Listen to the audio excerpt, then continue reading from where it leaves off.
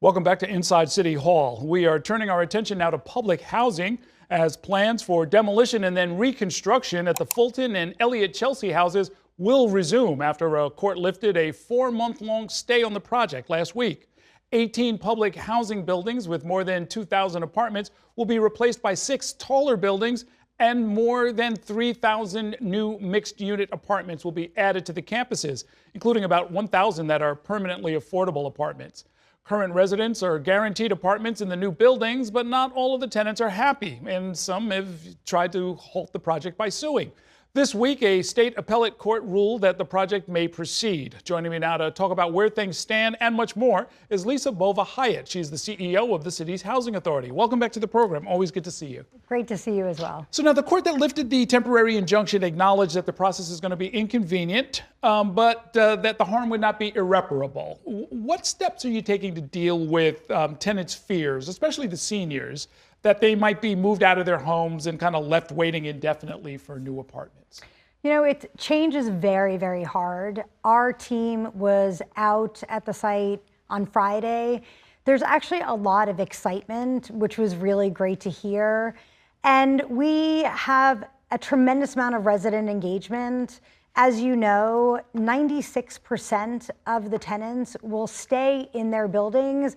Only a very small number of people have to be relocated, but we really have to do a very bespoke type of resident engagement to assure the remaining residents they'll be moved with that, through the campus, and they'll be able to see the new buildings go up. For the people who will be relocated, explain this right to return contract that you're asking them to sign. So we want people to understand that they have the right to return to their building or their campus. We've seen at other developments, for example, at First Houses, we had to replace all of the roofs. There were a couple of tenants who were relocated off of the First Houses campus and decided that they really liked where they were moved to. But we want people to understand that they have rights. All of their rights will remain the same, and that they will be moved into the new buildings. I think that's one of the fears and the misinformation that's been spread.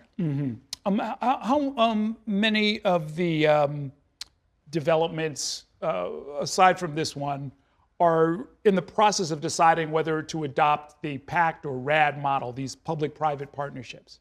So right now we have 170 developments that are in various forms of either pre-construction, pre-development, or finished construction in our PACT program.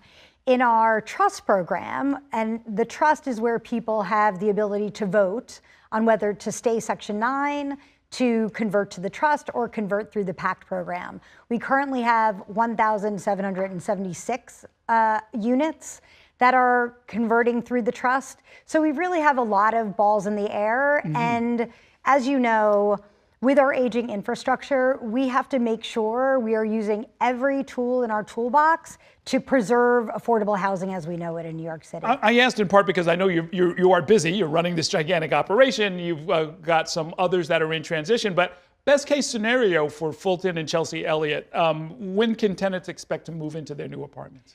Well, right now, we have to make sure that the tenants who are living in the buildings that have to be taken down are moved successfully to other apartments throughout the campus. Once that's done, we will close, we will take down the buildings, and they will see firsthand the new buildings going up. And so people will be able to live near, I mean, we're right across the street from Fulton Houses. You will see it going up. It's a pretty small campus. Can you do all of this while people are living right next door? Yes, we can. Yes, we can. Okay.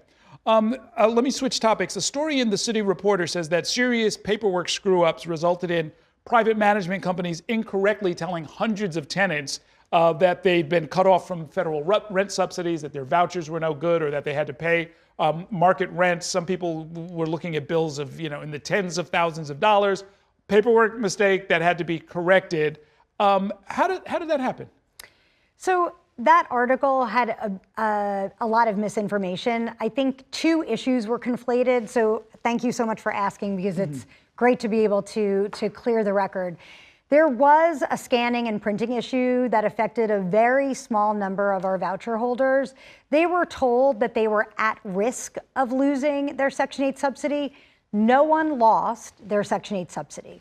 There's another subset of voucher holders who did lose their subsidy because they didn't do one of the two things that you're required to do as a voucher holder, which is either pay your rent or do an annual recertification.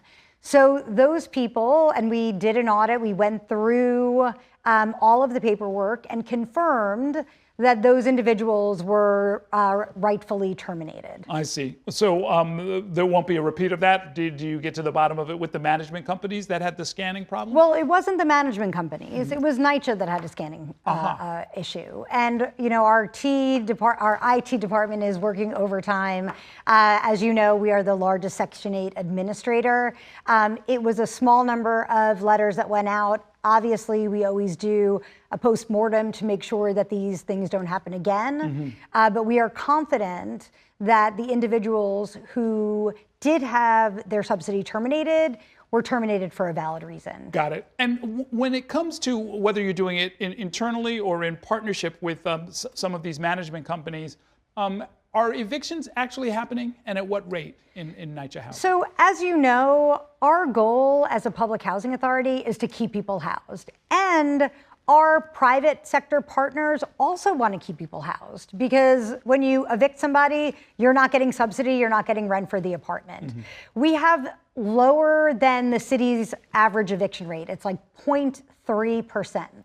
So, but there are people who will be evicted, unfortunately, if they don't do the very minimum of what they're required to do as either a public housing resident or as a Section 8 resident. So I would implore everyone who has some type of subsidized housing, whether it's through NYCHA or HPD or another public housing authority, please make sure you're doing your annual recertifications, and please make sure that you're paying your rent. One of the things that happened in the recent rental ripoff hearings was they added NYCHA basically as one of the landlords that people could come and complain about. I was wondering if you learned anything from that might help your operation. We did, and actually, as I'm sure you're aware, we also had a NYCHA in your neighborhood. So between the NYCHA in your neighborhoods that we've hosted, along with the rental ripoff hearings, we did hear a lot. And each community is different.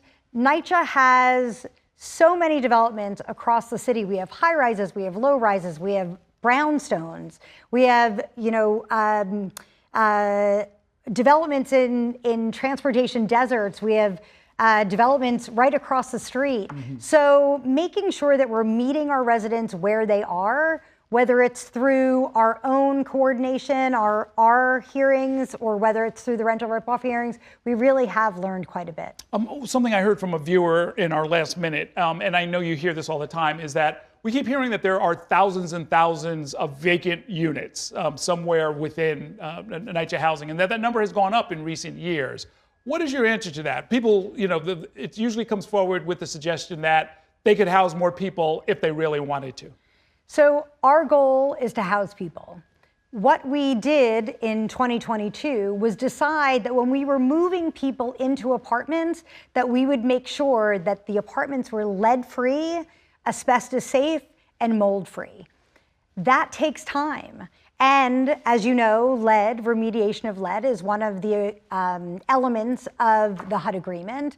And so we are very thoughtfully doing that.